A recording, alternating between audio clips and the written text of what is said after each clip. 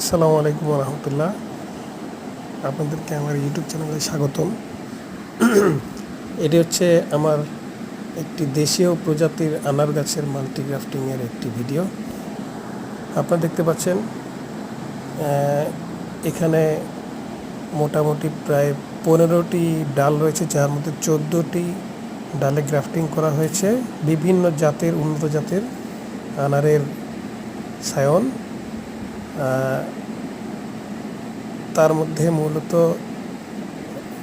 12 প্রজাতির, 14টির মধ্যে 12 প্রজাতির আপনার হচ্ছে আনারের মাল্টিগ্রাফটিং করা হয়েছে। তো শুরু থেকে একবারে শেষ পর্যন্ত, অর্থাৎ সায়ন লাগানো থেকে শুরু করে, গ্রাফটিং থেকে শুরু করে এগুলোর মধ্যে বার্ডসগুলো বের হওয়া পর্যন্ত অথবা নতুন কুশি বা ডাল বের হওয়া পর্যন্ত আমি ভিডিওটি করেছি। তো এটাতে কিন্তু আপনার হচ্ছে ধাপে ধাপে পর্যায়ক্রমে আমি ভিডিওটি সংগ্রহ করেছি।